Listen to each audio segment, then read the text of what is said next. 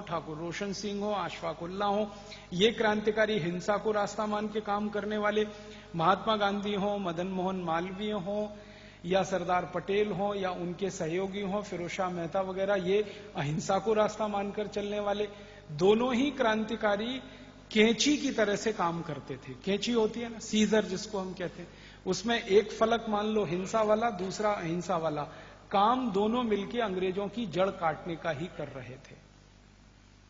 रास्ते अलग अलग थे, मान्यताएं अलग अलग थी, उद्देश्य दोनों का एक ही था।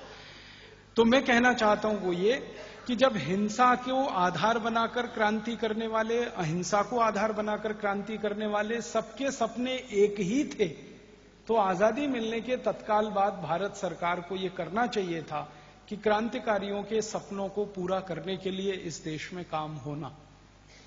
लेकिन दुर्भाग्य से इस देश में कोई काम नहीं हुआ। मुझे तो इतना अफसोस है इस देश के बारे में, आजादी मिलने के बाद का देश हमारा कैसा है। हमारे देश में जिन लोगों ने शहादत दी, जिन लोगों ने बलिदान किया, जिन लोगों ने कुर्बानी दी, ऐसे लोग इस देश की सरकार की सूची में कहीं नहीं है। और जिन लोगों ने देश से गद्दारी की, अंग्रेजों से वफादारी की, अंग्रेजों से दोस्ती की, अंग्रेजों का सहयोग किया, वो इस देश की शासन व्यवस्था में सबसे ऊंचे पदों पर बैठे हुए। मैं आपको बहुत अफसोस की बात कहना चाहता हूं, जो मेरे दिल का दर्द है। एक दिन मैं कानपुर रेलवे स्टेशन पर उतरा था, एक व्याख्यान देने के लिए गया था। कानपुर आप जानते हैं कि एक जमाने में क्रांतिकारियों का घर था। नाना साहब पेशवा, तात्या टोपे, झांसी की रानी लक्ष्मीबाई, ये सब कानपुर में इकट्ठे होकर आजादी की योजनाएं बनाया करते थे। बहुत ऐतिहासिक शहर है। तो वहां एक बार मैं व्याख्यान देने के लिए रेलवे स्टेशन पर उतरा, तो रेलवे स्टेशन के बाहर निकला तो वहां चाय की कुछ दुकानें हैं, आप कभी जाएंगे तो आपको भी दिखाई देंगी। तो एक चाय की दुकान के सामने से मैं गुजर रहा था, मेरा अचानक से मोबाइल फोन बज गया। मैंने रुक के उस मोबाइल फोन को सुनना शुरू किया, तो एक कान से मैं मोबाइल फोन सुन रहा था, दूसरे कान से एक चाय की दुकान पर एक मां और एक उसकी बेटी आपस में बातें कर रहे थे। दोनों बातें मुझे सुनाई दे रही थी, फोन भी सुनाई दे रहा था, उनकी बातें सुनाई दे रही थी। तो मां और बेटी आपस में बात कर रहे थे। थोड़ी देर के बाद मेरा फोन बंद हो गया और मैंने ध्यान से उनकी बात सुनी, तो उनकी बात का एक ही विषय था। बेटी अपनी मां से पूछ रही थी, हम इतने गरीब क्यों हैं? तो उसकी मां समझा रही थी कि हम गरीब इसलिए हैं कि भगवान ने हमको ऐसा बनाया।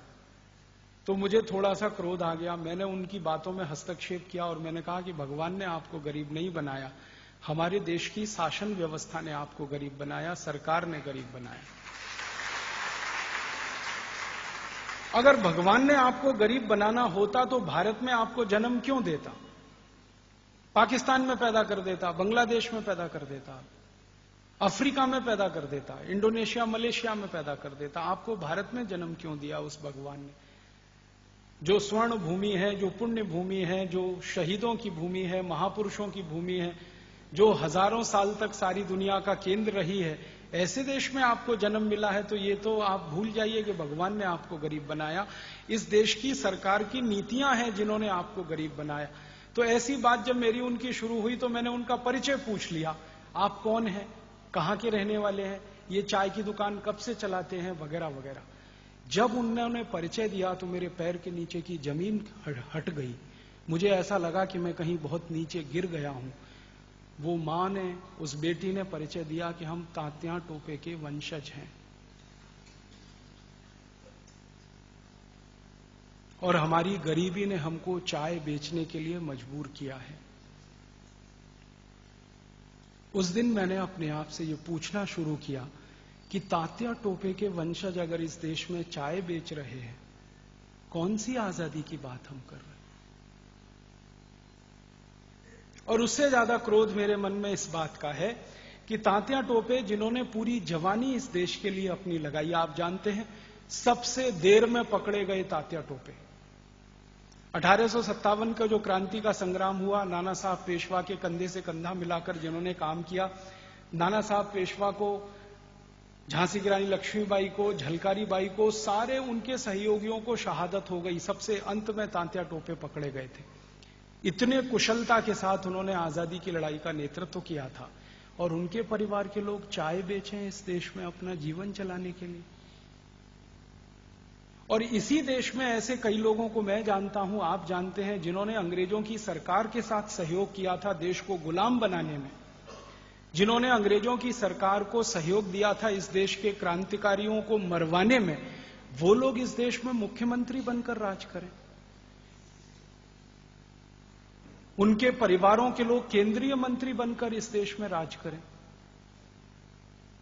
आप जानते हैं एक इस देश में सिंधिया परिवार है जिसने अंग्रेजों की कितनी मदद की है, अंग्रेजों से कितनी वफादारी उन्होंने निभाई है।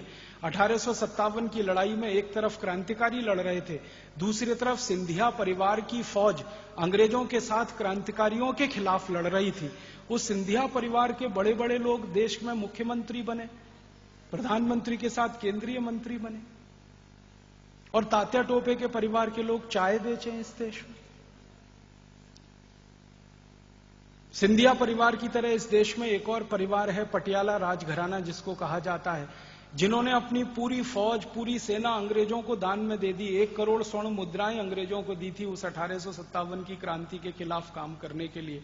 उस पटियाला परिवार के लोग मुख्यमंत्री बने पंजाब के, और तात्या टोपे के परिवार के लोग चाय बेचे इस देश में आजादी के 63 साल के बाद। अगर यही है तो कैसे कहें देश आजाद हो गया। 15 अगस्त मनाना, तिरंगा झंडा फहराना, जनगणमन गाना, ये आजादी का नाम नहीं है। आजादी इससे गहरी कोई चीज है। होना तो ये चाहिए था इस देश में आजादी के बाद कि जिन्होंने अंग्रेजों से वफादारी की, जिन्होंने अंग्रेजों के साथ दोस्ती निभाई, जिन्होंने अंग्रेजी सरकारों को मदद की, उन सबको इस देश में आजादी के बाद या तो फांसी होनी चाहिए थी, या गोली से उड़ा देना चाहिए था, या बम लगाकर तोप से उनका शरीर खत्म कर देना चाहिए था। वो लोग सत्ता व्यवस्था में बैठे हैं, हमारे ऊपर शासन कर रहे हैं। उस समय अंग्रेजों के साथ दोस्ती करके शासन करते थे, अब काले अंग्रेजों के साथ दोस्ती करके शासन कर रहे हैं, लेकिन हमको तो मुंह चिढ़ा ही रहे हैं। और जिन्होंने देश की आजादी के लिए सब कुछ अपना दे दिया, तन मन धन परिवार सब कुछ कुर्बान कर दिया, उनके सहयोगी, उनके परिवारीजन चाय बेच रहे हैं, कहीं कोई छोटा मोटा नौकरी कर रहे हैं अपने जीवन को चलाने के लिए, तो लगता है कि कुछ तो गड़बड़ है, कुछ तो अधूरापन है इस देश की आजादी में। और ये अधूरापन पूरा करना ही होगा। आज नहीं तो कल शहीदों के सपनों को सम्मान देना ही होगा। आज नहीं तो कल शहीदों के परिवारीजनों को सम्मान देना होगा। आज नहीं तो कल, नहीं तो शहीदों की शहादत बेकार जाएगी, उसकी सार्थकता खत्म हो जाएगी। आने वाली पीढ़ी कैसे अपने आप को कुर्बान करेगी देश के लिए? अगर ये कहानी मैं देश के बच्चों को सुनाऊं कि तात्या टोपे ने देश की आजादी के लिए अपना तन मन धन वतन सब कुछ वार कर दिया और आज उनके परिवार के लोगों को चाय बेचकर जिंदगी बितानी पड़ रही है, तो नौजवान पीढ़ी के मन में क्या दृश्य बनेगा? कौन सा उनके दिमाग में सपना पैदा होगा? किस ताकत से वो ये कह पाएंगे कि हमारे शहीदों ने जो किया वो ठीक किया?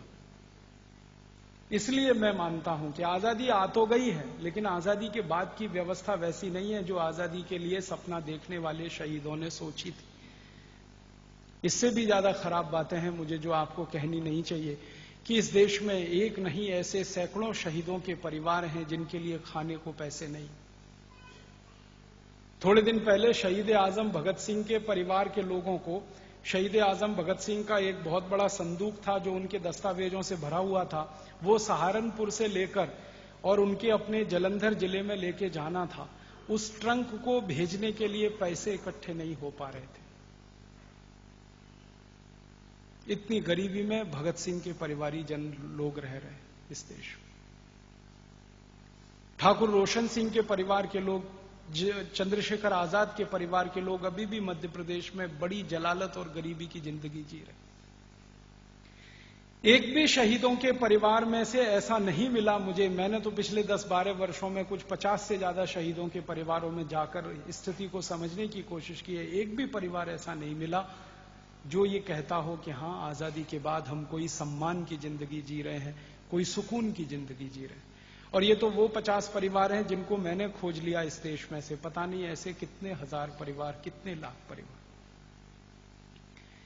इसलिए हम मानते हैं भारत स्वाभिमान की तरफ से कि ये आजादी अधूरी है और ये आजादी पूरी तब होगी जब शहीदों के सपनों का सम्मान होगा, शहीदों के परिवारियों का सम्मान होगा, उनको इस देश में वो स्थान मिलेगा जो इस देश में आज सत्ता चलाने वालों को मिला हुआ है, जिन्होंने आजादी की लड़ाई में अपने जीवन में से कुछ नहीं गंवाया, जिन्होंने आजादी की लड़ाई में कभी कोई भाग नहीं लिया, जिन्होंने आजादी की लड़ाई में अपने खून की एक बूंद भी कभी दान नहीं की, उन लोगों के हाथ में पूरे देश की शासन व्यवस्था हो और जिन्होंने आजादी की लड़ाई में अपना सब कुछ गंवाया, वो तिल तिल भूखे मरें, चाय बेचनी पड़े, पकौड़ियां बेचनी पड़े उनको, ये हमारे लिए बहुत शर्मनाक है, बहुत अफसोस है।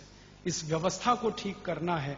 इसी व्यवस्था को ठीक करने के लिए भारत स्वाभिमान का जन्म हुआ है, वरना इस अभियान की कोई जरूरत नहीं थी। 63 साल हमने देखा कि कोई सरकार ये काम नहीं कर रही है। 63 साल में इस देश में 20 सरकार आई और चली गई, अलग अलग पार्टियों की सरकारें आई और चली गई। किसी को ध्यान में नहीं आया कि तांत्या टोपे के परिवार के लोग चाय बेचें। किसी का दिल नहीं धड़का, किसी के पेट का पानी नहीं हिला इस देश। सालों साल से वो कानपुर सेंट्रल रेलवे स्टेशन पर चाय की दुकान लगाते। इसका मतलब है कि हमारी शासन व्यवस्था में संवेदनहीनता आ गई है, पूरी तरह से संवेदन शून्य हो गया है। चोर उचक्के, लुच्चे, लफंगे, बदमाश, लंपट किस्म के लोग शासन व्यवस्था में आए। जिन्होंने अपराध किए हैं वो इस देश के मंत्री बन जाएं, जिनको जेलों में होना चाहिए वो संसद में जाकर बैठ जाएं, जिनको जेलों में होना चाहिए वो विधानसभाओं में जाकर बैठें, जिन्होंने जिंदगी भर कानून तोड़ने का काम किया है वो कानून बनाए इस देश में। ऐसी आजादी हमें नहीं चाहिए। इस आजादी की व्यवस्था को तो बदलना ही चाहिए और इसी बदलाव के लिए भारत स्वाभिमान का अभियान शुरू हुआ।